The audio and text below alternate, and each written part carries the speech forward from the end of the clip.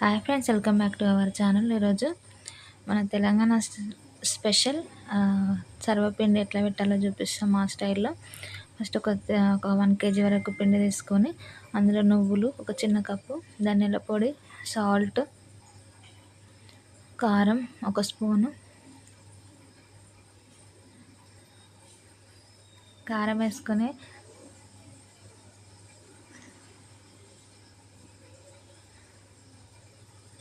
అందులోనే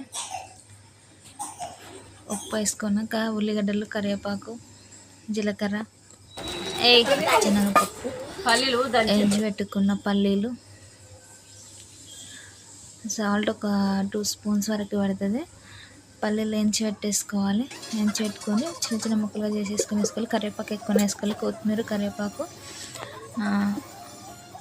వేసేసుకొని మొత్తం ఒకసారి కలిపేసుకోవాలి. ఇట్లా ఉల్లిగడ్డలు ఇట్లా పొడుగ్గా కట్ చేసుకొని ఎక్కువ వేసుకుంటేనే బాగుంటుంది. ఆనియన్,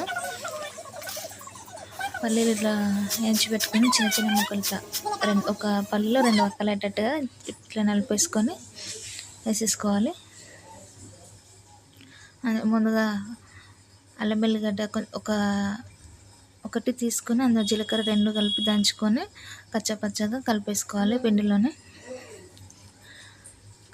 మొత్తం కలిపేసుకొని మొత్తం మిక్స్ అయ్యేటట్టుగా సాల్ట్, కారం అంతా పిండి మొత్తం కలిసేలాగా 2 చేతులతో ఇట్లా మిక్స్ చేసుకొని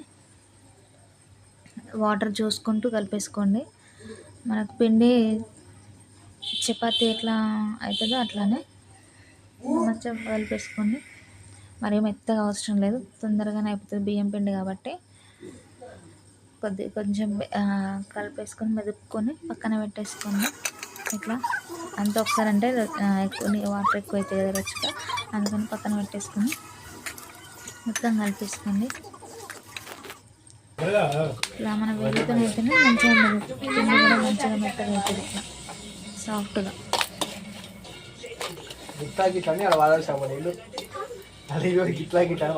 పక్కన పెట్టేసుకొని మళ్ళీ మనకి గిన్నెలో పెట్టేసుకునేటప్పుడు కొంచెం మనకు గట్టిగా ఉంటే కొంచెం వాటర్ కూడా కలుపుకొని పెసుకుంటూ పెట్టుకోవచ్చు, గిన్నెకి వండుకోవచ్చు.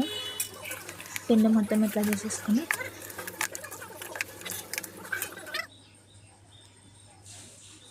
కలిపేసుకుంటూ మెదుపుకొని ఇట్లా పక్కన పెట్టేసుకొని ఒక ముద్ద అంతా కలిపి ఒక ముద్దలకు వేసేసుకొని అది వేసుకొని ఇట్లా పక్క పెట్టుకొని మనకు ఎంత అవసరం ఉంటుందో అంత మన గిన్నె సైజుని బట్టి కొంచెం కొంచెం తీసుకొని గిన్నెలో పెట్టేసుకోవడమే. ఒక గిన్నె తీసుకొని సరిపడిన గిన్నెలు ఉంటాయి, లేదంటే మొక్కుడు పెంచు లాంటివి కూడా పెట్టేసుకోవచ్చు. గిన్నెలో ఆయిల్ 1 స్పూన్, 1/2 స్పూన్ వరకు 1 స్పూన్ మళ్ళీ 1/2 స్పూన్ వరకు ఆయిల్ వేసుకొని ఇట్లా చుట్టూ రుద్దేసుకోండి. ఎందుకంటే అడగంటకుండా ఉంటుంది, మంచిగా కాలుతుంది. మా మమ్మీ వేస్తూ ఉంది, నేను తీస్తూ ఉన్నా. ఇట్లా మొత్తం వేలు కాల్మేసుకొని ఇట్లా పల్చగా పెట్టేసుకుంటే మంచిగా కాలుతుంది, రెడ్డిష్ కరకరలాడుతూ ఉంటుంది. లేదు కొంచెం మెత్తగానే తినాలనిపించిన కొంచెం మందం పెట్టేసుకోండి అంతే. ఇట్లయితే బాగుంటుంది. ఇంకా మొత్తం ఇట్లా వేసుకున్న తర్వాత గిన్నెలో మధ్యలో హోల్స్ పెట్టేసేయండి. ఎందుకంటే స్టవ్ మీద పెడితే ఇట్లా పైకి లేవకుండా మంచిగా కాలుతుంది అంతా ఈక్వల్గా.